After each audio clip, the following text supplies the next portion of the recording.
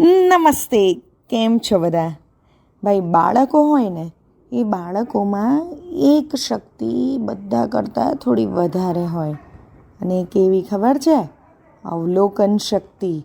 એટલે જ્યારે કોઈને જોતા હોય ત્યારે એમની ઘણી બધી રીતભાતો પણ તે અનાયાસે અવલોકન કરીને શીખી જતા હોય.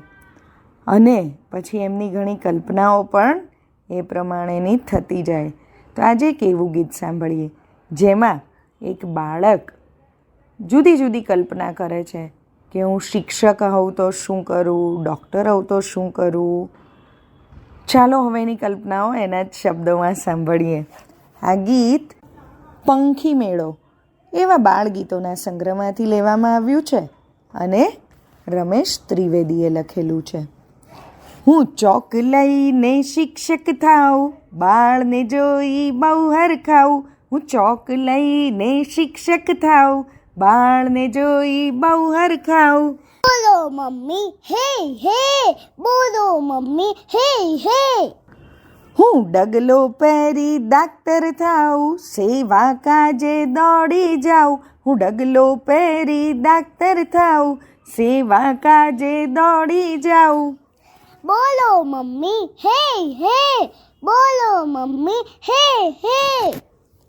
હું રોકેટ લઈને આભે જાઉં, બહેની કાજે તાર લલાઉં. રોકેટ લઈને આભે જાઉં, બહેની કાજે તાર લલાઉં. બોલો મમ્મી હે હે, બોલો મમ્મી હે હે. હું ચશ્મા પહેરી દાદા થાઉં, ઘરમાં સૌથી છેલ્લે ખાઉં.